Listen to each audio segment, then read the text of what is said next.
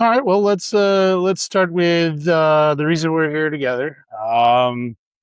Chris here is opening up a brewery here in Winder. As a kind and caring neighbor, we decided to open up our doors here and share a little bit of shop talk with Chris here at Nofo Brewing in Gainesville. My name is Jason Ford. I'm the head brewer here at the Gainesville location. I've also brewed at the other two locations, but we call this one home. Um, I have had 20 years of experience in the brewing industry, working for a couple of different breweries, built a couple of different breweries. And Chris and I met at a beer event in Atlanta, the Belgians in the Gardens. If you've never had an opportunity to go try some really amazing Belgian beers and support Georgia breweries, definitely recommend that event for sure. Did you have a good time? It was so good. It was actually my first time being there, Oh, good. and I was blown away. I was completely blown away, and I didn't even know it was starting until like the week of. The week of, I saw it on social media or something, and I was like, "That sounds too good. I can't, I can't pass that up." And I was very thankful that I did not. Yeah, I think this has been 7 or 8 years running for sure that I've been there. You know, John Roberts, like the OGs in the business. We've run in smaller circles or known each other for a long time. Yeah, I had a lot of good times over several beers, and I totally respect John and his mission and his commitment to craft beer and Georgia beer in particular. So that's usually what that is like a fundraiser for our craft brewers guild. So that gives okay, us an opportunity to um, work with the legislation and try to promote better, more favorable laws for Georgia, and that's important for you as you embark on this journey. yeah. Cheers to you on your zoning approval. Oh, thank you. That's one step in the Yeah, right direction. we're getting there. Mm-hmm. Hmm. Yeah, I mean, if you've been following for a while, you know we've been trying to get that zoning approved by the city of the Winder, and we finally got that on Tuesday. So that's a big deal, big step forward. There's lots of other permits and approvals to come, but that one's out of the way. So Yeah, yeah. I'm pretty excited about that. Dude, you're right about John at Bold Monk. Like that brewery is doing some amazing things. Well, while I was there, I tried some amazing lambics. Oh yeah. Dude, Oh yeah. the peach lambic sticks out because that one was amazing. I mean, the mixture of tart and fruit, it was just it was so good. I do believe that was Monday night. Was it Monday night? I want to say it was Monday night. The far end of the table, Yeah. closest to the television screen. The World Cup was going on, which the beer unfortunately Yeah, took yeah, yeah. a slight second place to the World Cup as it was going on. It was the World Cup final, I believe. Oh man, yeah. So, It was crazy because like we were there for the beer festival, but there were other people there that were about something different, but they enjoyed some amazing beers anyways. So man, yeah, I'm going next year, no question. oh yeah, absolutely. We at least had our Alpine Gold Wit, which is a Belgian wit, available in a saison that was a collaboration with Fermented Wax available for that event, which I thought both those beers turned out pretty good. Um, I've done a couple of Belgian triples. Hey, you know what? That's a great idea. Why don't we collaborate on a Belgian beer for next year? We both go, and then we can celebrate that event together. Because I end up working it every single time. Hey, Jason, good to see you. There he is again. A few more grays this year. So my answer to that would be absolutely. All right. Let's absolutely do that. Yeah, I would yeah. love that. Yes. What are you thinking? Like any particular style? Well, we've had a good time today talking about styles and sort of our approach to brewing, which has been very enlightening and very very wonderful. And we got a little exercise in. We both love craft beer, and it's important to find some balance. So we exercise first. I got to take Chris out here to play disc golf for the first time here in Gainesville, and You did pretty good there towards the end. Yeah. After I got my rhythm, I felt like it got easier, but it was my first time, to be honest with you. I was not sure about it. And then I was like, you know what?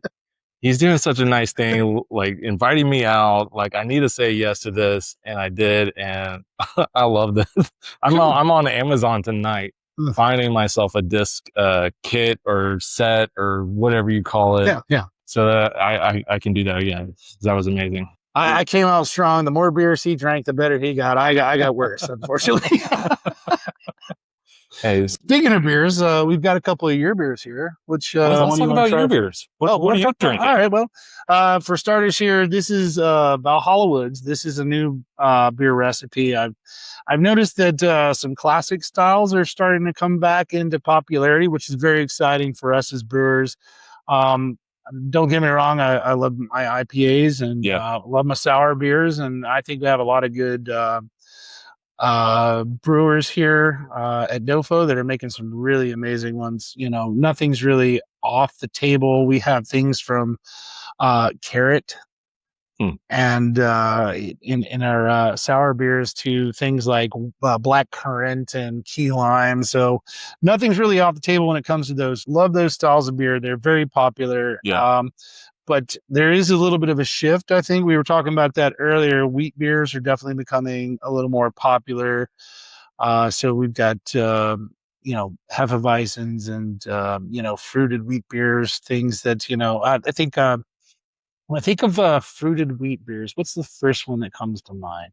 I think Leinenkugel is probably one of the most popular ones. They've been doing that for decades out of Wisconsin. So I think there's those beers are definitely in the hearts and the minds of customers these days. But brown ales and ESBs and some other styles that have been popular for centuries are really starting to make a return. I think that's a wonderful thing. The beer has so many different opportunities to be different, individualistic. With wine, don't get me wrong, I love wine. Actually, beer made me a better wine taster. Okay. Truth be told, I got better at drinking wine by spending so much time focused on the subtle details of beer. And there's only so many great varieties. There are a few that are coming online that are being grown in regions that had never been available before. So that's really cool. But beer, I think, overall creates a more diverse palette, color-wise and flavor-wise. So, it's really exciting to see some of these styles come back around and experience malt, hops, and yeast in a way that we haven't in a while. Yeah, it's fun. I was talking to Owen Ogletree actually a couple of weeks ago about this, and he said, "Man, traditional styles are not only so important to craft beer, but he thinks that it's also actually going to make craft beer more popular in the future. People are going to go back to that kind of stuff, and I'm excited about that. I mean, it's where it came from, it's how it's supposed to be, but I think you could still be creative with the traditional style. What do you think? Yeah. It's important. We were talking about that earlier. I think it's important to really understand for us as brewers, more so maybe from either from home brewing all the way up to a professional level. The BJCP is our beer judge certification program. The guys that go through that entire process could write an entire paper about a sip of beer. I am impressed and awed. I've had the privilege to be invited to judge beer a few times, and I appreciate that. Could I write a paper on a sip of beer? No, but I think that's where you start. I think every good run of beer has to have a good starting point. And if your mission is to stay within those style guidelines, you can make a really fantastic beer and understand it in the way that it is going to be understood by the broadest audience. However, there is also this unique character that doesn't need to be downplayed. Your water profile, your process, your yeast choices can all influence the way a beer is perceived by your customers. And um, it's okay. And I might get shamed and shunned for this, but I think you should always start with that in the forefront of your mind and Yeah. as a guideline, a framework. Yeah. But always be true to yourself. Yeah. Always be unique, and the more you travel, the more you understand that people are dealing with a variety of circumstances in their brewery, in their brew house, and their customers have different tastes. And so what might be right for this place is not necessarily right for that place. And I don't think a beer should be necessarily shunned for a little deviation, but for sure, a great starting point, 100%. Follow the BJCP for a great starting point. And then once you have a good grasp of the style and you feel confident that you're within the guidelines and you understand it and why it's important, Yeah. then you can deviate. Okay. I mean, that makes a lot of sense. Yeah. I remember my buddy wanted to get into homebrewing, and he went out and bought a system, and it was, it was a used system, but like it was still like pristine, great system, like 20-gallon kettles, and he got a mash tun and like all the things like glycol set up in a unit tank, and it was amazing. And what was the first beer that we brewed on that system? It was it was like a Oreo, it was like a cookies and cream imperial stout. Like, and dude, we were severely disappointed with the way that beer turned out. And come to find out, like, we had no idea how that system was going to cook. And we had no idea, we hadn't brewed that recipe before. We'd never brewed an imperial stout before. So it was like, maybe that was an instance of us like needing to go, like, take a step back, be like, okay, what's the foundation of this beer? What do we want to get right? And then we can start adding some things and like kind of experimenting a little bit. So I don't know, that just goes to your point. The crawl before you walk, kind of a thing, and the BJCP is going to put you in a path that's going to lead you to success. Yeah. It will. And once you have a good grasp of some of those subtle nuances and those subtle details, you can feel more comfortable. It's like, walking the trails out in the wilderness. Like once you've done this a couple of times, you're feeling good. You like the pace, you like the scenery. You're not worried about the bears. You can say, maybe we just take this little leg off of this way, and just explore a little bit. Yeah, I think our first is a great subject. My first beers were with my brother in my garage in Moreland, Georgia. If you know where that is, it's south of Noonan. But anyway, we decided to get a homebrew kit. We started to brew a couple of beers. We started with the malt extracts, as a lot of homebrewers do. And our first beer, we got lucky. Our first beer was a hit. Had invited some friends over, made a couple cases of beer, threw a party, had a barbecue, and felt really, really excited about that. Had a couple of different brews with the malt extracts, and then got to a point where we're like, you know what, this is really good. It's consistent and it tastes good. Yeah. Now we're gonna step it up and try doing our own all grain brews, and that's where things change. That's where you start learning, like, okay, having this level of control over all of these ingredients gives you flexibility and allows you to create something with a more complex flavor. However, the subtle nuances of the temperature ranges and how much your water to grist ratios and all those things start to kind of come into play. Like, is this beer going to be thick or thin and all of that? Man, we made a couple stinkers, but we kept at it. I'm glad we did. Yeah, if you didn't, you wouldn't be here today, probably. True statement. Yeah, we all. I think as homebrewers, we all come to that that crossroads where it's like, all right, do I want to keep doing this? And like, if you have that thought, then you make a decision. Like, if I am, then I'm hooked. If I don't, then I'm just selling everything and like going back to like Coors Light and all that kind of crap. But so I'm drinking actually another traditional style. It's Czech Pilsner, Bluebird what is it? Bluebird Bluebird Day. Day. Yeah, amazing. It's look at how clear that beer is. I don't know if you can see it on the camera, but it's amazing. Very simple recipe. Czech Pilsner malt, a little bit of carafoam or dextrin just to add a little bit of body. We use a Hallertau middle throughout the process, a big giant whirlpool addition. Cool. To make sure that you're really getting that nice punch of bitterness and aromatics there at the very end. Yeah. The beer I'm drinking on is we're talking about the browns. This is the Valhalla Woods. This is a honey brown ale. I haven't seen a honey brown ale in the market since the commercial available one was JW Dundee's. And the older I get, the less I hear people talk about that said beer. But it used to be in grocery stores everywhere.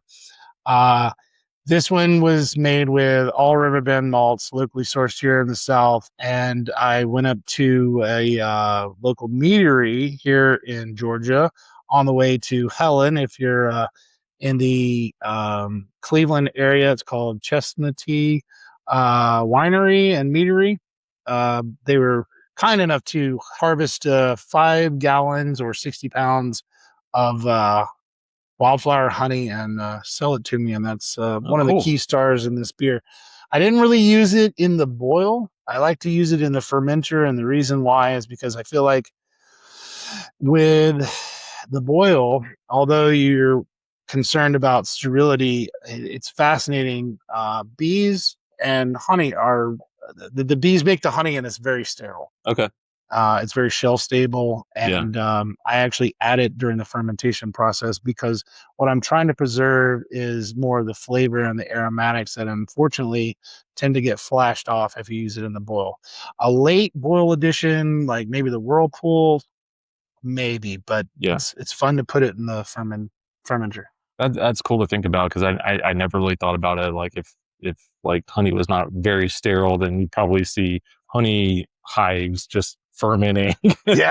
Like just bees just bubbling and foam falling everywhere. That's funny to think about. It's a sight to see. Drunk ass bees like just flying, like swaying back and forth. Oh man. Nature's cool. Nature is very cool. Speaking of which, when we were out there playing, we saw mushrooms, some fairy rings, and what else we see? We saw a couple of bucks.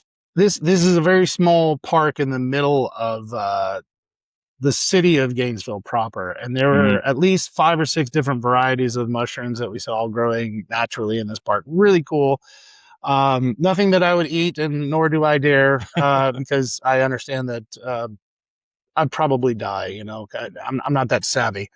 But yeah, we saw 2 bucks right as we were approaching the 18th hole towards the end of the game, and that's something I have never seen on that course, which I've played several times at various times of the year. So what a treat! Yeah, that was so cool. My first time playing, I didn't do terribly, and I got to see a couple of bucks in the middle of the city of Gainesville. Like, how random is that? But also like so cool. And my next time playing is not going to be nearly as memorable. But that's okay. we don't want to give it all away, but that might have something to do with the name of our beer. Oh yeah, one's a word, but inspiration is there. yes. Looking forward to that for sure. Yeah. So what's your background in brewing? Okay, yeah, so we touched a little bit on brewing with my brother. He was inspired to brew some craft beer. We got into tasting it, as most people do, and then had the wild idea that we could actually do this ourselves and probably make it cheaper. As you homebrewers know, that's not necessarily always the truth, but the ability to manipulate those ingredients was very intriguing for us. So we homebrewed for a couple of years, acquiring equipment, either begged, borrowed, or stolen. I didn't say that. From different places, and built a little small 5-gallon system, made several batches of beer, had a lot of fun, and entertained our friends with it. And it was really great sharing craft beer. And we were very fortunate at that time. We had been volunteering for Sweetwater on bottling days. That's how long ago. We're talking like early 2000s.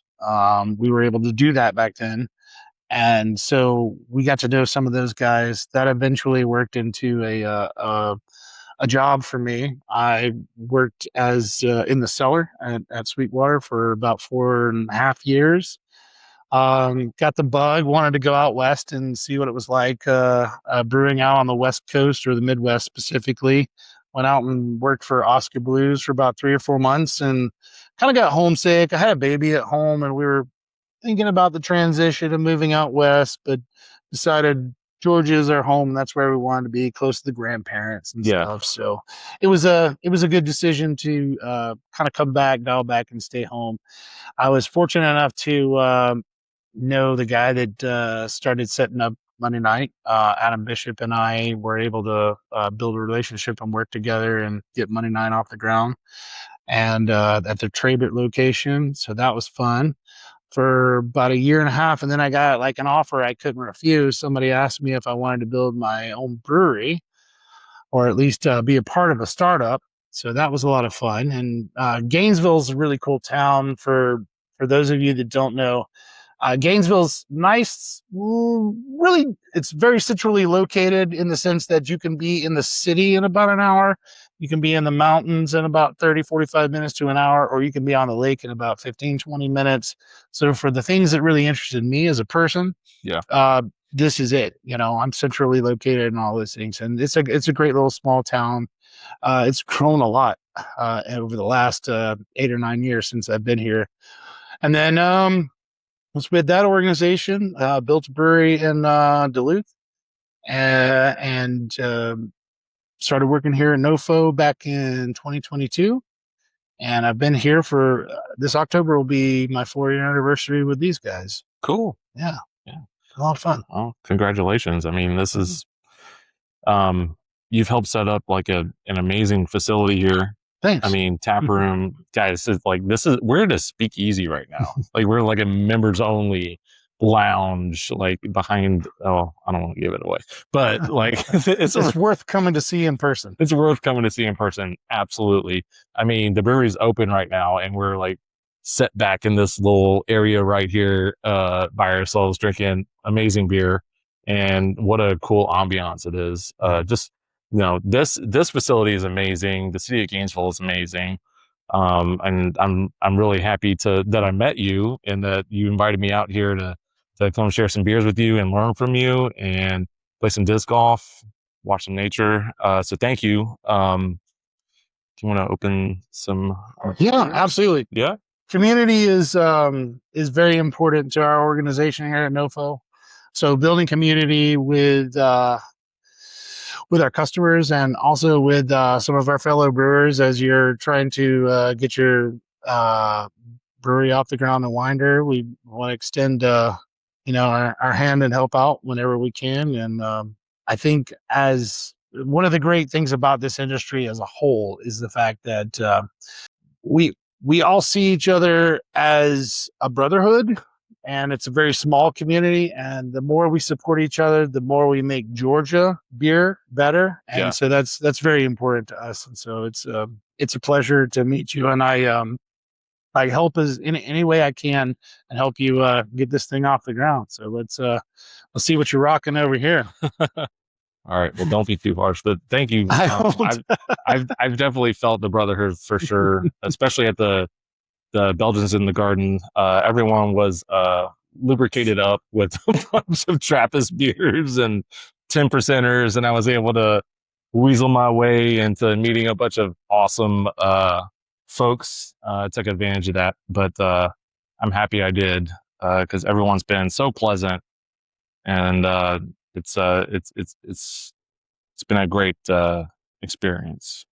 So for a very short amount of time, our Members Lounge is open to the public on Friday nights for the month of August. So you could join us in this space for a limited time, but we do have memberships available moving forward. But yeah, it's a great way to showcase what we got going on back here. I gotta say, one time I was here, he was probably like 8 or 7 at the time, my son, I don't know how he found the entrance, but he found the entrance and he was like, look, there's a whole room back here. I was like, dude, we're not supposed to be back here. And he like came back here and I was like, dude, get out of here. Nobody wants you back here. Best kept secret in Gainesville. Absolutely.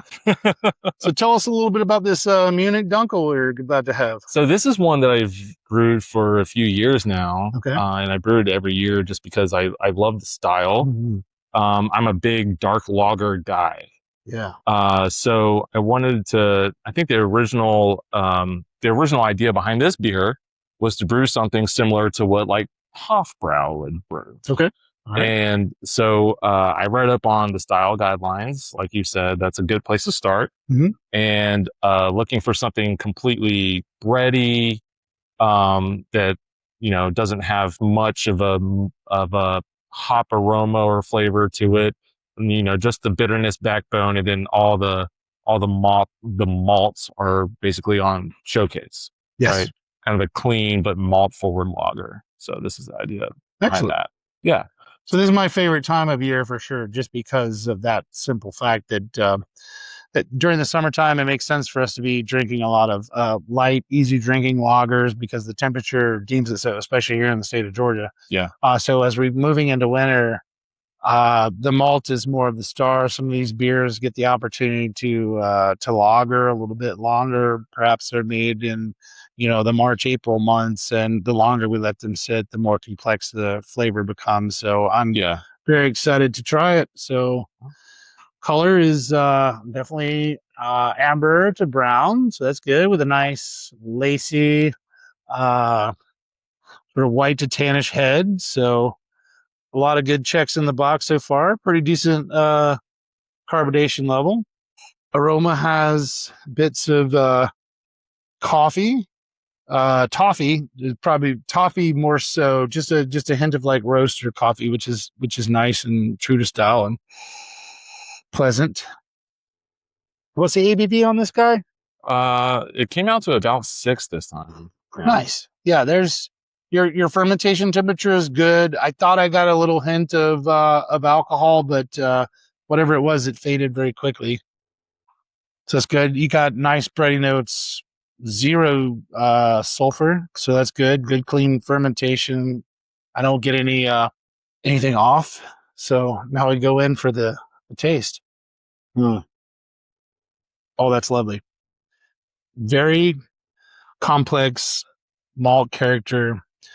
Chocolate, toast, coffee, toffee, all of those notes are hitting really, really well. And at the same time, maintaining a nice light body, which invites you to drink more. It's not too heavy. Carbonation level is beautiful for this beer. Very enjoyable. I like the idea of showcasing malts without having a sticky beer, thick beer. Mm-hmm. And that's what I love about this style. Mm-hmm. And really like dark lagers in general, but more complex lagers like Munich Dunkels. I feel like most of the dark Czech lagers that I've had before, like it's all roast, and that's cool. Yeah. But like if you want something a little more inviting and complex, like it's Munich Dunkel for me. Absolutely, the toffee and the caramel, I think that's really fun to play around with, and it's really beautiful, especially for this time of year as we're coming into some of the colder months. This is a kind of nice transition between, say, your lighter lagers during the summer and moving into winter. So we start getting into the imperial styles, which I guess we're going to do here, which is also exciting and fantastic. You're off to a good start. The finish on this is very clean and just dry enough to invite you back for another sip. So, Chris, best of success to Ammo Union. Man, you're off to a good start. I'm enjoying this. Can't wait to brew some beer with you. Thanks, bro. I appreciate that. Yeah. I mean, I got a super simple setup at the house. It's all, I have a conical fermenter that I stick in my fermentation chamber. I plug up the Inkbird, and it does all the work. I change the temperatures on it, and it just heats and cools. That's cool. So, yeah. It's pretty cool. I've got a electric system, brewing a basket, so it's really simple. The Grandfather? It's Anvil. Okay. Yeah. Okay. All right. Yeah. So it's really simple. I do some sparging. You don't have to sparge with that, some people say, but I like to sparge, and because I can get that like you were saying, the water to grist ratio right for the mash. So yeah, and then I do starters usually with my lagers. Nice. Yeah, That's a good idea. That's one of the things we talked about back there. I'm just getting to the point, and this is just a personal preference. A lot of people have it in their heads, and that's what the textbook says. The textbook says you should overpitch all of your lagers, and if you want to be 100% successful, if you want to be 100% successful at cooler temperatures, overpitching is a great idea. You will be more successful. In my personal experience over the last 20 years, I've come to realize that, yeast is a living organism. And sometimes, just like human beings, we all present differently under controlled, stressful circumstances, and a little bit of stress on the yeast can produce some very interesting esters that may or may not be a pleasant, more time than not for me. Okay. I have had pleasant experience stressing my yeast out a little bit. Okay. I'll definitely start my fermentation a little bit higher, allow for some propagation to come up. And then as soon as I see a little bit of activity and I'm looking for a little bit of a pH drop, then I'll go ahead and drop the temperature down to my lagering temperature. What I'm saying is not necessarily confidential in any way. You can go to White Labs and see a lot of this information online.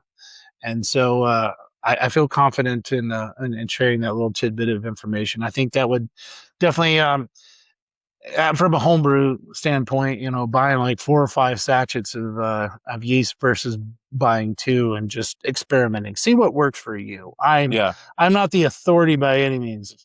I'm just a guy that loves beer and has put in a lot of work and enjoy it. Yeah.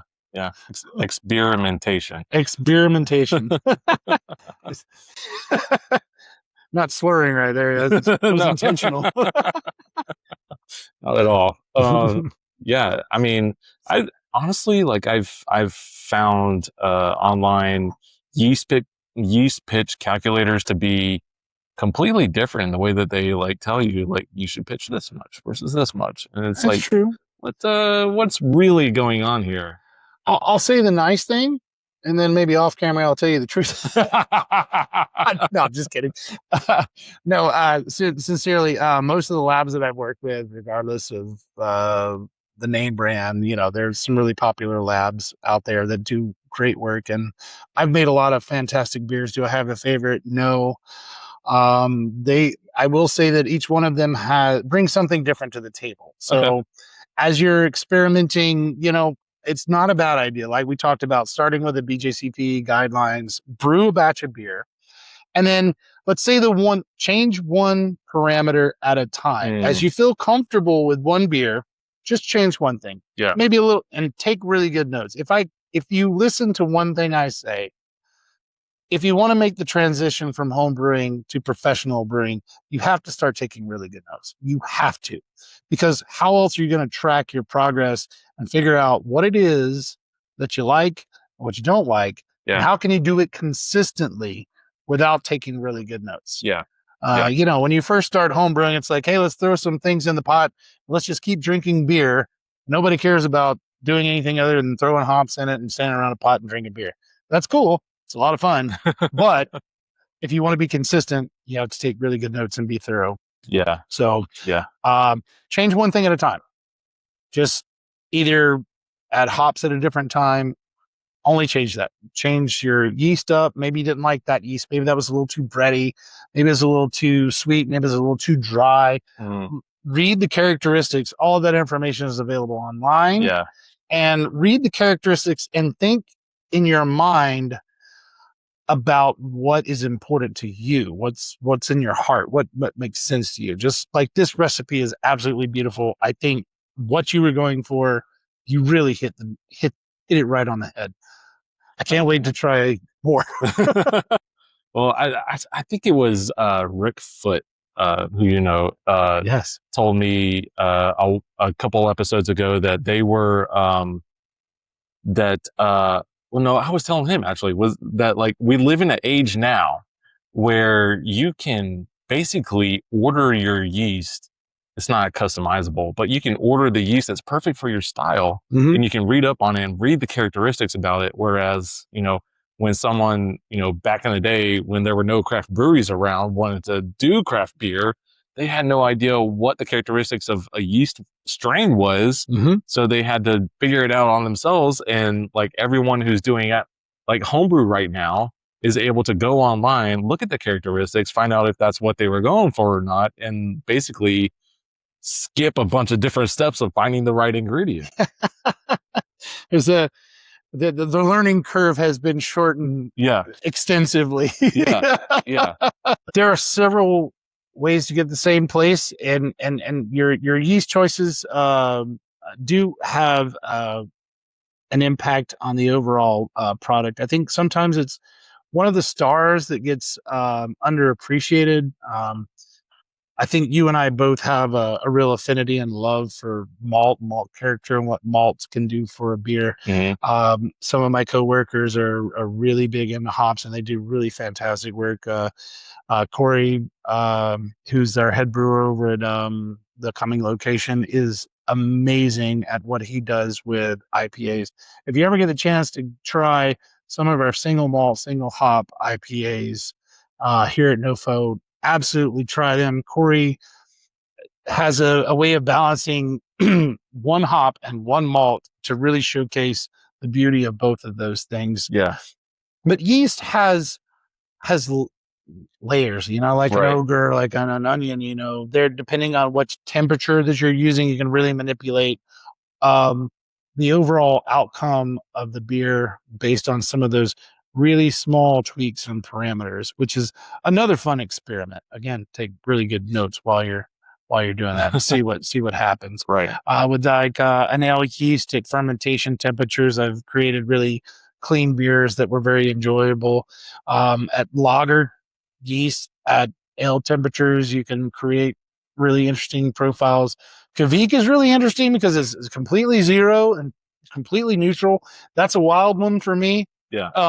If I'm looking for something that's like heavily spiced or fruited, there's really not a whole lot of sense in spending a whole lot of money on anything fancy yeast wise. If your idea is to strip, rip, and flavor in some way, Okay. the Kavik is a good option, and especially with its ability to operate at a variety of temperatures, especially in a homebrew scenario. Right. I don't use it a lot, but have at a few opportunities and found it to be successful for fruity beers. Yeah. I mean, that's probably a good alternative for someone who's watching this, wants to brew a beer, but doesn't have the equipment or infrastructure to get like low temperatures or even low ale temperatures. If they're just fermenting in their garage right now, it's like 90 degrees in Georgia. Like you could pitch Kavik and have no glycol running or anything like that, and it'd turn out fine. Chances are you've got a dark closet in your house somewhere, and ideally your temperature range in your house is around 60 to 75 degrees Fahrenheit. Find a dark closet. Make sure you put it in a bucket or a wash tub, a laundry tote of some sort, just to make sure in case it overflows, it doesn't make a huge mess. You don't want to get in trouble with your wife or girlfriend, significant other. And then you can put a wet towel around it, and then put water in that laundry basin, and the water will actually wick up and keep the entire carboy. You could use a clamp or something to keep it pinched around the neck, and so it will wick that cool water up and keep that temperature a lot more consistent even during the fermentation process. That's cool. And that's really the best place. And that's about temperature control on the most basic level. Yeah. Don't be afraid of a high temperature. You'll figure that out later on. Yeah.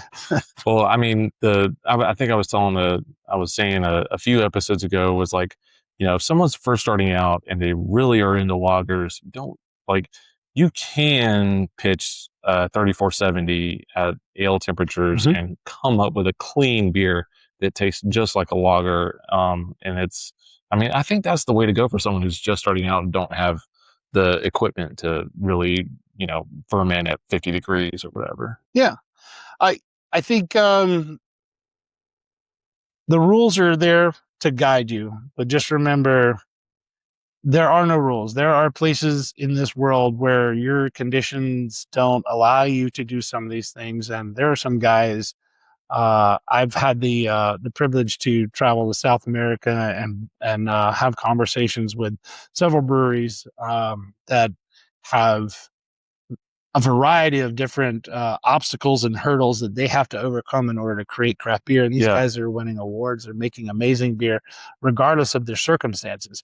So don't be afraid to experiment. Don't let certain criteria keep you from experimenting. Be creative. Be thoughtful. Learn something. Take good notes and say, well, okay, well, as long as you're taking good notes and you're learning something and you're keeping the things that work, then it was a worthwhile exercise. Yeah. Yeah. Totally agree. Sanitation. Did I say it enough? Sanitation. Sanitation. Keep it clean. Keep it clean. Yeah. Yeah. Rule number one. Well, I mean, let's explore that some. You've got connections in Colombia, right? And you go down there and brew and help these guys out. What are they doing really well down there? That's a great question. I've been very fortunate. I have met a gentleman here in Colombia. Excuse me. I met a guy here in Gainesville who is a friend of my wife's, and he said, "Jason, listen, I'm a home brewer, and I'm getting into some of these recipes, and I'm going to move back to Colombia. I'm going to start a brewery." And I was like, "All right, that's great, man. Show me what you got. Let's try some of your beers." And we talked through some of the things, and said, "Okay, that's cool." He's like, "Listen, I'm gonna build a house. I'm gonna have a spare bedroom, and you're gonna come down and you're gonna stay with me, and we're gonna brew some beer together as soon as I get this thing up and running." I'm like, "All right, cool." So about a year and a half later, he calls me up. He's like, "It's time. Let's go." I said, "Okay, all right, I'm packing my bags. Let's go." So I get down there, and he's got a little 200 liter, which is the equivalent of roughly 2 barrels of beer here in the United States. And we had a lot of challenges getting that thing up and running. And I'm telling you, this operation is very very small, but it is functional in every single way. Um, and he's as big as us, he's like a big guy. So there's two big guys like working this little small space, like making this beer. But we came up with a couple of concepts, and the first thing you want to do was make a lager, but we were looking for some indigenous ingredients to kind of make it special. Yeah. So he is in the mountainous region of one of the mountainous regions of Colombia. The city he lives in is called El Peñol, and the people in that region, it's kind of cheeky, but it's montañero, or if you're a female, it's montañera. So we made the montañera lager, and why is that important? Well, because there are some. Everyone's familiar with tortillas, not so much arepas, but arepas are a corn-based, like bread-like product that you serve with a meal. They they vary from region to region. There's like 8 or 9 different regions at least in Colombia, so everybody does something a little different with their arepas. In this particular region, they add some of the corn husk. They actually char it and add that in with the masa to make these arepas, so it has like this little hint of smoke, which for a lager sounds really fun. We've got corn, a little slightly smoky, works out great. Yeah. So that was our first batch of beer. So again, we're talking about maybe don't do a lager the first time you brew a beer, but that's exactly what we did. I thought it was insane. But I'm going along with it. We're having fun, and at least he's got a pretty decent guide. It's not going to go all bad, but surprisingly enough, we brew this batch of beer. I'm constantly in contact with him, like, "Hey, how's it going? What are the temperatures? What's the fermentation like?" He's like, "Oh, it's good. Everything's fine. Everything's fine." Like, "Okay, cool." About a couple of weeks go by. I'm like, "How's it going? Is the beer good?" He's like, "Yeah, the beer's good. Beer's fine." And then he's like, "So check it out. I entered this beer into a competition and it got a bronze." I'm like, Are you kidding me? This is the first batch of beer we ever brewed on this system. There were so many things that were challenging. I wouldn't say wrong, but challenging. Yeah. And we made something that you could sell. And if you brew your Wow. first batch of beer as you start up, if you make something you could sell, that's great. Yeah. If it wins an award, that's amazing. Yeah. I wasn't really looking for that. I was just hoping he was going to make his money back. You know? Well, he goes to another competition. Not only does that beer win gold in its category, but it wins best in show overall. Wow. The very first batch of beer that we brew on this, I was like, I don't know if you understand the significance of just how cool this is and how rare this is. Yeah. You and I have done competitions, so you know how rare and how wild that was. Absolutely. So yeah, we're excited. We've done a couple other beers together, and yeah, there's so many wild and interesting fruits that you can capitalize on in Colombia, which is really exciting and fun with me. We did we were talking about doing a flavored wheat beer earlier. So we did a strawberry guava, which is not really available here in the United States to my knowledge, but we did a strawberry guava beer that turned like neon pink, and it was wildly popular. Cool. Just really, really cool stuff. Yeah. Are there challenges? Absolutely. There are some days where the water's going to be on, but the power isn't. There are going to be days where the power's on, but there's, or the vice versa. You know, you're going to have some of those scenarios. So that's a challenge that you have to deal with. And everything is completely uphill in every direction unless you make it flat. So that's kind of wild. So getting materials in and out, sometimes one of the biggest challenges that he and I have discussed, and ways that I could help him on this side of the Gulf of Mexico is, importing hops, because what they're experiencing right now is their hops are being put in a box and they're being put in a shipping container. And by the time that they receive it, it's kind of brown. Yeah. So it's not the best, but they're making some really good beers despite the circumstances. They find little ways around it. It's nice to say on this day that they are growing hops that are indigenous to the country. Cool. So that is in the process. This is like year 2. Yeah. As they're actually getting the crops off the ground, and they're actually starting to grow some malts down there too. So some of the challenges that they face importing ingredients is becoming minimized as they cultivate some of these things to make beer, and more importantly, making it truly indigenous to Colombia, which is really fun. There we go. Look, Ma, no glass in my glass. Ooh. So this is Tell us a little bit about this beer. This is okay. So this was my first attempt at quote unquote barrel aging. Okay. So I used an oak spiral soaked in bourbon. I did not get enough bourbon come through. I don't tell people it's a bourbon barrel aged stout. Okay. But it's you live and you learn. I'm going to add more bourbon next time. But this is the base recipe is a recipe I've been brewing for a couple of years. Okay. I'm happy with. Again, very rich malt backbone. This one is possibly a little overcarbonated for the beer style. It comes out a little thinner than I would like. But the flavor profile, I think, is headed in the right direction. Okay. Yeah. So that's one of the hard things that I even professionally have to compensate for sometimes. I feel like the beers that come out of our barrels are a little bit thinner. So a way to work through that initially is sometimes do some longer boils. What you're looking for is getting that consistency built up. So 60 minutes, not enough. 90 minutes, yeah, 120. Some guys, man, they boil this stuff for hours. Yeah. Try and get that thickness, knowing that the end result is going to be thicker and more consistent on the back end. Okay. So yeah, I don't know if that's helpful or not, but yeah, for sure.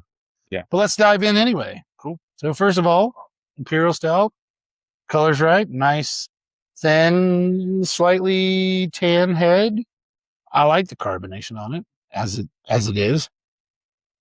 We're serving it at about 45, 48 degrees, which I prefer for an imperial stout. I like them a little bit warmer. I think more of that malt character comes out. The colder it is, the less I perceive some of the subtle nuance. Alcohol, plum, stone fruit, oak, cherry, tobacco, some of the flavors that I would expect in an imperial stout. So far so good.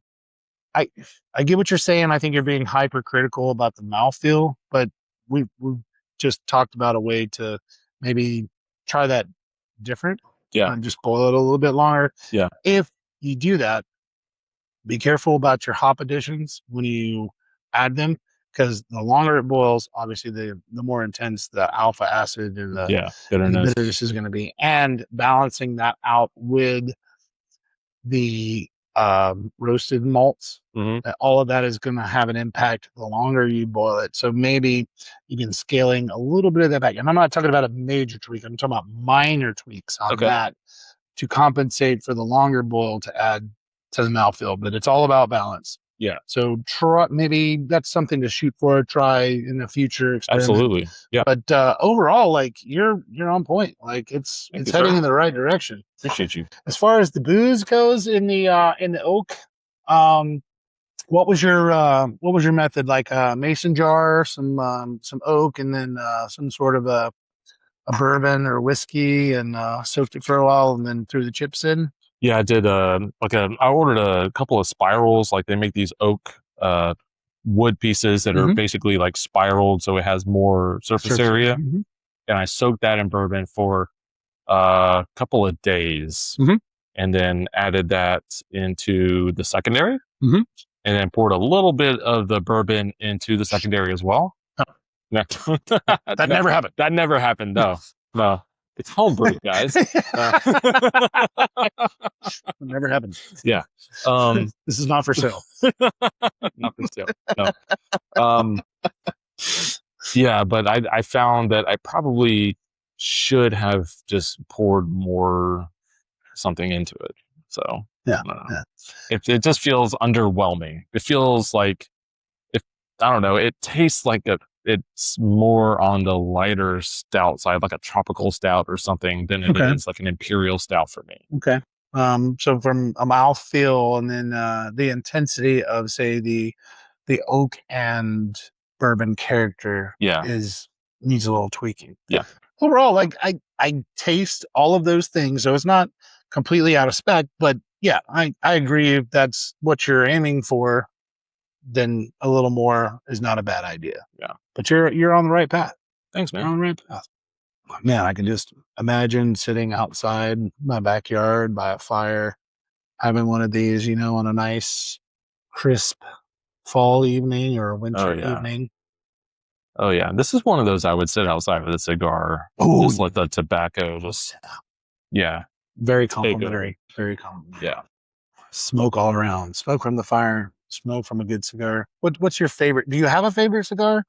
So my brother-in-law, he is from Honduras. Now he just moved back to Honduras. Every time he comes up, he brings me cigars from Honduras, and it's always different. But man, Honduras is making killer cigars right now. Do I have a favorite? I think last time he had brought me some Don Melo cigars, which were really good. Don Melo. I had my honeymoon. We went to Puerto Rico. Nice. And we had Puerto Rican cigars. That was my first Puerto Rican cigar, and that was amazing. I mean, I think that's my favorite region for cigars, because the cigars there, I haven't had that quality since then. Yeah. Everyone talks about Cuba. Cuba's good, but I think Puerto Rico is where it's at. You have to think from a genealogical standpoint. They're all growing tobacco from some sort of strain that was at some point or another a derivative of and I know you like science and genetics and stuff like that, so they've all got to be from the same house in some shape or form. They got brought over on some ship, and it all fell out of somebody's pocket. Who knows? And that's why we have carp in America. Yeah, those Gosh darn Juro spiders. I know. Oh man, if you have no idea what a Joro spider is, be glad that you don't live in Georgia, because they just started popping up about, and at my house anyway, it's like maybe a week ago. I've already done the mad sweep around the house twice. Yeah. And it's just the first week in August. Yeah. What are we doing? What's got a going long on? ways to go. The Joro season just started. Man. Jason, like I said, you have a beautiful facility here. You're Thank making incredible beers, and you're helping your community out and helping me out. Thank you for, just being an open book. And you guys, if you are in the Georgia area, please come to Gainesville or Cumming or Cleveland, right? That is correct. Nofo, it's an amazing company, and Jason's an amazing brewer. So go check it out. If you like this episode, please like, subscribe. Thank you for logging on and watching this. Go support a local brewery. Thanks. Cheers. Cheers. Salud. Salute. Oh, thank you, man. My pleasure. Always.